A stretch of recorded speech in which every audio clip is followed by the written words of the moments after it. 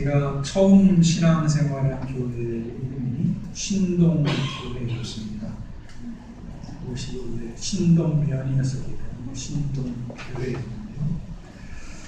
1956년에 설립된 교회였는데 제가 열심히 출석하기 시작한 1978년에 신동교회 전 교회의 숫자는 우리 교회보다 지금 현재 우리 교회보다 한 2배 정도, 작년 기준 말고 전 교회로 했을 때 그 정도의 교회였습니다. 그러니까 큰 교회는 아니었습니다. 신동교회에 출석할 때 교회 생활이 마냥 좋았고 또 열심히 기도하면서 성령 체험도 했습니다. 신동교회 그러면 저를 낳아준 어머니 같은 교회라 그렇게 생각을 하고 있습니다. 저는 신동교회에서 신앙생활을 하던 중에 1993년 갈릴리 세계선교회라는 단체를 통해서 목사가 되기로 결심을 하게 되었습니다. 갈릴리 세계선교회를 통해서 필리핀 선교여행을 갔는데 거기서 많은 은혜를 받고 한 자매의 예언을 듣고 또 한 권사님의 권면을 듣고 제가 신학을 하게 되었습니다. 은혜를 받으니까 마음이 늘 기뻤습니다. 하나님이 살아계신다는 사실을 깨달을 수 있었던 것이 제일 큰 은혜였습니다. 우리의 많은 문제가 있습니다만 하나님이 살아계신 것을 우리가 깨닫는 순간 모든 문제가 다 해결되는 것 같은데 하나님이 살아계시구나 하는 것을 알게 돼서 제일 기뻤습니다. 만물이 새롭게 보였고 실생활 가운데 하나님께서 역사하시는 손길을 느낄 수 있었습니다.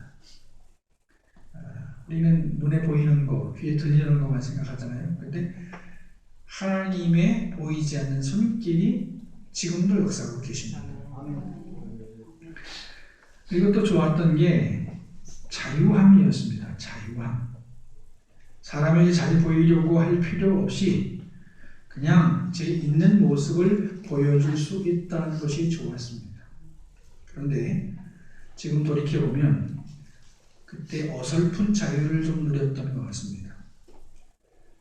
제가 갈릴리 세계 선교회를 통해서 은혜를 받고 이 선교회에 자주 갔습니다. 그리고 제자 훈련 시간에 가서 찬양을 인도했습니다. 잠깐이었지만 기타를 보통 치는 사람들이 찬양 인도를 하는데 저는 그냥 마이크 잡고 열심히 찬양 인도를 했습니다. 그런데 한 번은 찬양 인도를 하러 갔는데 제가 군복 바지를 입고 갔습니다. 저는 그때 이제 개구리복 같은 거죠. 군복 바지 입고 갔어요. 편하게 간 것입니다. 정장이나 다른 점잖은 바지를 입지 않고 군복을 입으면서 자유함을 느꼈습니다. 그래서 갔습니다. 그런데 선교단체 일꾼들이 조금 싫어하는 것 같은 그런 생각이 들었습니다. 제 마음은 열정으로 불타고 있었기 때문에 다른 사람들의 시선 따위는 크게 문제되지 않았습니다. 내가 하나님 앞에 서 있고 하나님 앞에서 열정이 있는데 그것이 마냥 좋기만 했습니다. 그런데 오랜 시간 지나고 난 다음에 가끔 그때를 생각합니다. 내 생각이 조금 짧았다 하는 생각을 합니다. 나 혼자 산속에서 찬양하는 것이 아니라 선교단체에서 훈련 전에 찬양을 인도하는 것이었는데 다른 사람들을 너무 생각하지 않았다 하는 생각을 하게 됩니다. 사람은 다른 사람들과 같이 살아가야 합니다. 각 사람은 각각의 몸과 각각의 생각을 가지고 살아가지만 자기와 다른 몸과 다른 생각을 가진 사람들과 더불어 살아가야 합니다. 그래서 모든 사람은 나를 넘어서 다른 사람을 생각하고 살아야 합니다. 다른 사람과 더불어 살아가는 방법을 배워야 합니다. 다른 사람들과 아름답게 살기 위한 덕목이 바로 덕입니다. 덕. 신약 성경 중에서 특히 로마서, 고린도서, 에베소서 같은 서신서들을 보면 덕이 강조되는 것을 볼 수 있습니다. 왜냐하면 서신서들은 교회들에게 보낸 편지이기 때문입니다. 개인이 아니라 교회에 보낸 편지이기 때문입니다. 교회는 개인이 아니라 공동체인데 공동체인 교회가 성결하고 성숙하기 위해서는 개인을 넘어서 다른 사람과 더불어 지내는 법을 배워야 하기 때문입니다. 서신서 대부분을 기록한 사도 바울은 덕을 매우 강조하고 있습니다. 오늘 읽은 로마서 15장에서도 사도 바울은 덕을 세울 것을 강조하고 있습니다. 1절 말씀입니다. 믿음이 강한 우리는 마땅히 믿음이 약한 자의 약점을 담당하고 자기를 기쁘게 하지 아니할 것이라.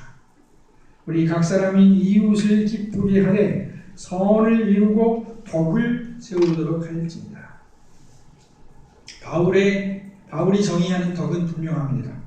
자기를 기쁘게 하지 않고 다른 사람을 기쁘게 하는 것입니다.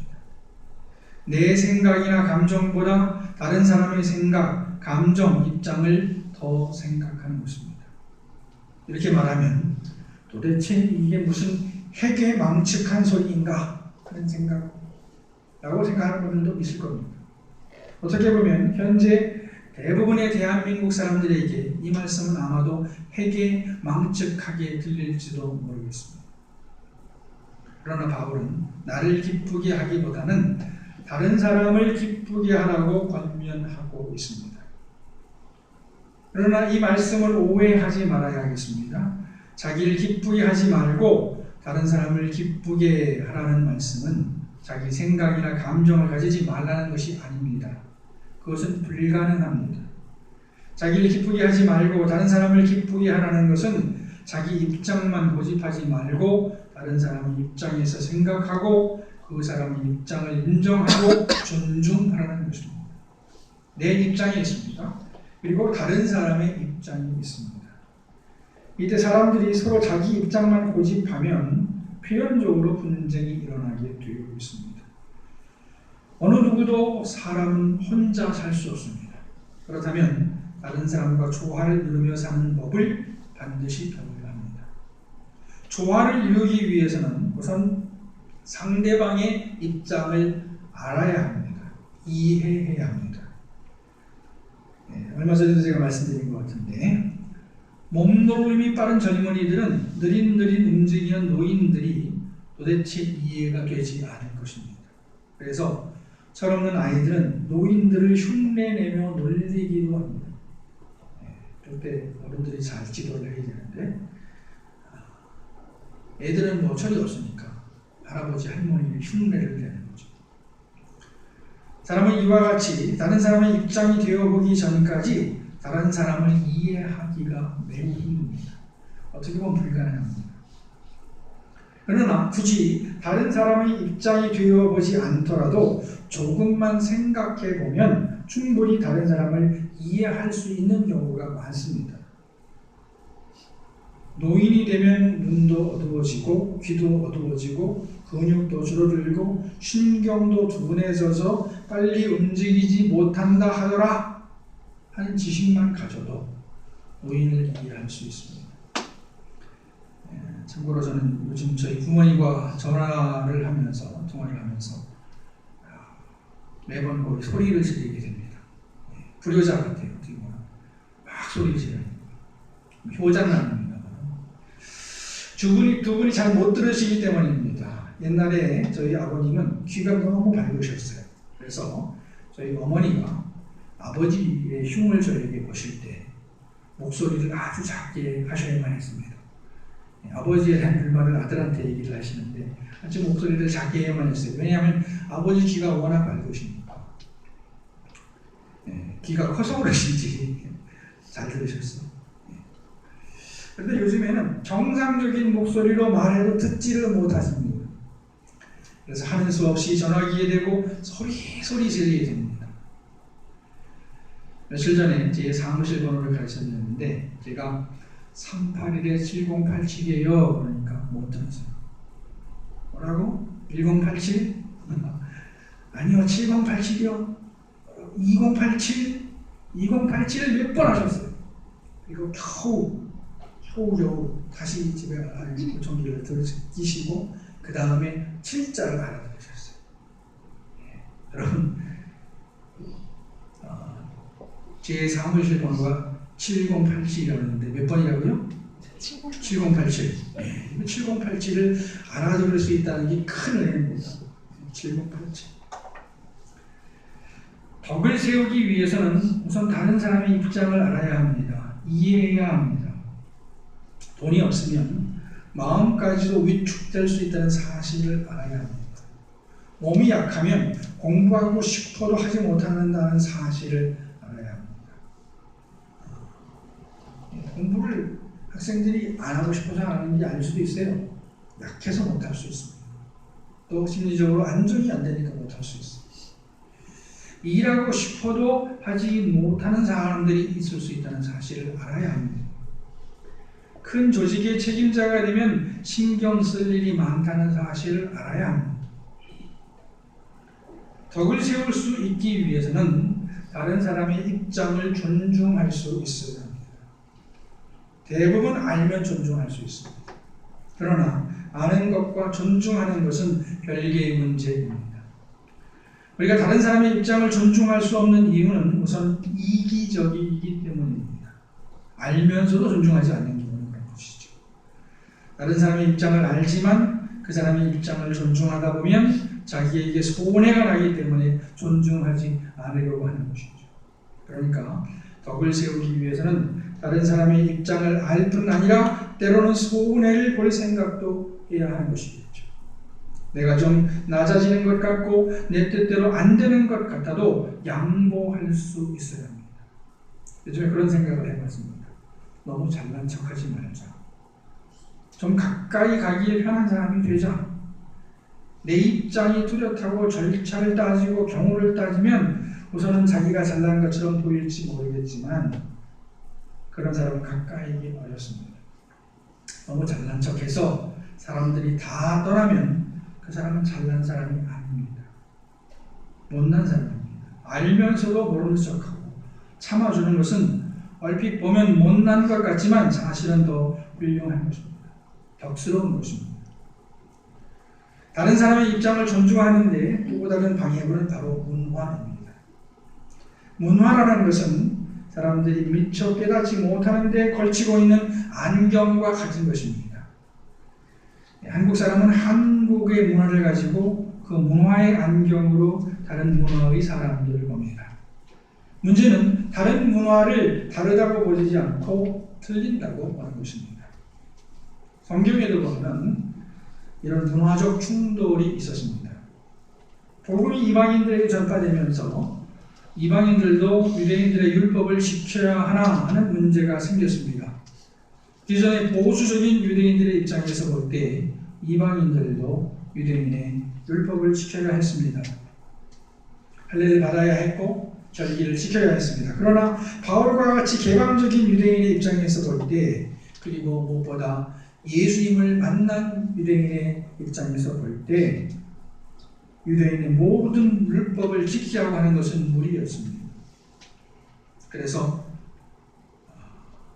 보수적인 유대인들과 개방적인 유대인들 사이에 갈등이 있었고 격한 논쟁이 있었습니다. 사도행전 15장에 보면 논쟁이 한참 있었죠. 우리는 우리에게 익숙한 것들을 당연하게 생각합니다. 그러나 아무리 우리에게 익숙한 것이라도 그것이 절대로 양보할 수 없는 진리에 관한 것이 아니라면 어렵겠지만 다시 한번 생각해 봐야 합니다. 우리 그리스도인들이 절대로 양보할 수 없는 것들은 예를 들어서 우상 숭배하지 않는 것, 예수님만을 구주로 고백하는 것 등입니다. 물론 그 외에도 일반적인 차원에서 양보하지 말아야 할 것들이 있습니다. 그러나 많은 경우에는 양보할 수 있는 것들입니다.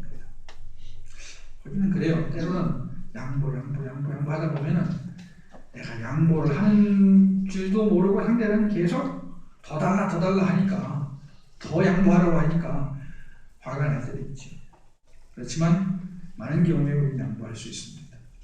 덕을 세우기 위해서는 다른 사람의 입장을 이해할 수 있어야 하고 또 존중해야 합니다. 또 존중하기 위해서는 이기심을 극복해야 하고 문화적 차이를 인정해야 합니다. 또 덕을 세우기 위해서는 큰 그림을 볼 수 있어야 합니다. 뭘 볼 수 있어야 된다고요? 큰 그림을 볼 수 있어야 됩니다.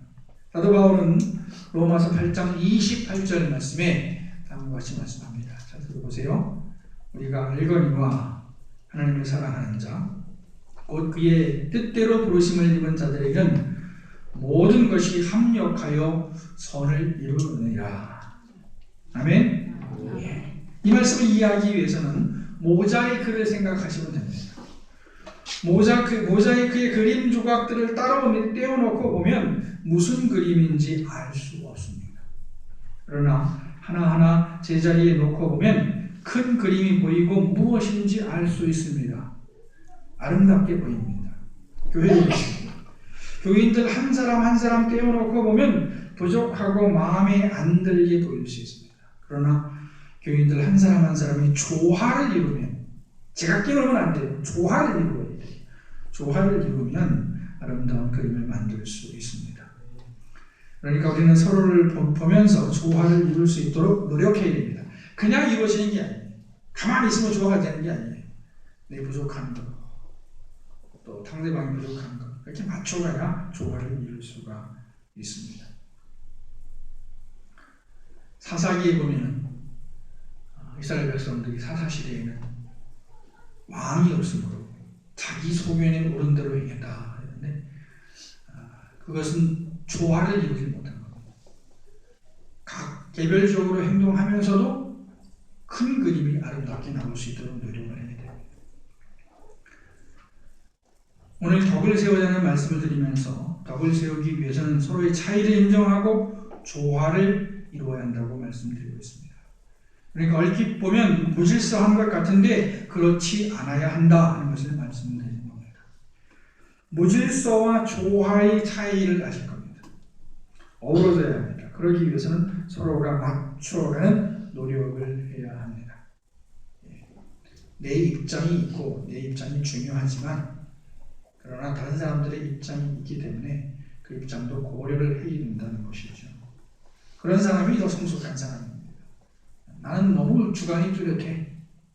그래서 나는 도저히 못 바꾸겠어. 그건 아직 미숙한 겁니다. 덕이 중요한 것은 궁극적으로 평화를 이루기 위해서입니다. 하나님을 떠난 세상은 불화의 상태에 빠졌습니다. 형 가인이 동생 아벨을 죽였습니다. 사람들은 서로를 죽였습니다. 어떻게 보면 지금까지도 인류 역사는 서로를 죽이는 역사입니다. 서로를 죽이는 상황에서 행복을 찾을 수 없었습니다. 세상은 말하자면 지옥의 상태에 빠진 것이죠. 불화는 곧 지옥이고 평화는 곧 행복입니다. 이번에 박근혜 대통령 이제 탄핵되셨는데, 탄핵되면서 얼마나 많은 상처를 우리 국민들이 받았습니까? 네, 그러니까 우리 대한민국이 앞으로 더 발전해야겠습니다만 정말 갈등을 하면서 참 불행한 시간을 보냈습니다. 평화는 천국입니다. 천국. 불화는 지옥입니다. 그리고 평화를 위해서는 바로 덕이 필요합니다. 그리고 덕은 내 입장보다는 다른 사람의 입장을 존중해 주는 것입니다. 내 입장이 있지만 돌려 생각해 보는 거죠. 제가 얼마 전에 제가 축구를 좋아하잖아요. 축구를 보는데 영국에서 뛰고 있는 사람 중에서 이브라모비치라는 축구 선수가 있어요. 피지컬이라고 하죠. 피지컬이 굉장히 좋은 선수인데, 제가 그 장면만 봐서 몰랐는데, 이 선수가 보니까 몸싸움을 하다가 상대방 선수를 그냥 넘어뜨려버리더라고요. 확 넘어뜨려버리더라고요. 그래서 이브라모비치를 저는 욕을 했습니다. 욕을 해서 왜 저래? 나쁜 놈이네. 그랬더니 알고 보니까 그 전에 당한 게 있었어요. 그 사람한테. 그 사람한테 얼굴을 밝혔어요. 얼굴을 밝혔으니까 얼마나 화가 나겠어요. 그러니까 서로 몸싸움을 한 것이죠. 저는 그 순간 그 사람의 입장에서만 본 거예요. 그러니까 당한 사람 입장에서. 그러니까 이렇게 보면 또 다른 입장이 있었던 것이죠. 덕은 내 입장보다는 다른 사람의 입장을 존중해 주는 것입니다. 가정적인 차원에서 생각하면 남편은 아내의 입장에서 아내를 존중하고, 아내는 남편의 입장에서 남편을 존중하는 것입니다. 여기 계신 분들은 다 그렇게 하시죠? 예, 그렇게 하시지 않는 것 같은데 예, 그렇게 하시기 바랍니다. 예, 부모는 자녀의 입장에서 자녀를 존중하고 자녀는 부모의 입장에서 부모를 존중하는 것입니다. 그것이 덕입니다. 세대 간의 문제를 보면 노인은 젊은이는 노인을 이해하고 존중하는 것입니다. 지금 대통령 탄핵 문제로 우리나라는 심각한 갈등을 겪고 있습니다. 이 갈등이 쉽게 사그러들 것 같지 않아서 걱정입니다. 그러나 이 문제를 해결하는데도 덕이라는 덕목이 요구됩니다. 자기를 기쁘게 하지 않고 상대를 기쁘게 하려는 노력이 필요합니다. 그리고 결국 덕을 세우기 위해서도 결국 예수님을 생각해야 하겠습니다. 예수님은 하나님의 뜻을 이루기 위해서 자기를 희생시키셨습니다. 예수님은 길이고 진리고 생명이십니다. 그렇다면 예수님이 뭐가 아쉬워서 자기를 포기하고 희생시키셨겠습니까? 그러나 예수님은 자기를 희생시키는 일만이 하나님께서 자기에게 맡기신 사명을 감당할 수 있는 방법이라는 것을 아셨기 때문에 자기를 희생시키신 것이죠. 예수님이 돌아가실 이유가 없는데 돌아가셨다. 모순인데 예수님은 그 모순을 받아들이신 것입니다. 덕을 세우는 일은 당장에는 손해를 보는 것 같지만 나중에는 유익한 일입니다. 덕을 세우는 것은 어리석은 것 같지만 지혜로운 것입니다. 덕스러운 사람이 된다는 게 매우 힘들겠지만 그래도 우리 모두 덕을 세울 수 있도록 노력하는 성숙한 그리스도인들이 될 수 있기를 축원합니다.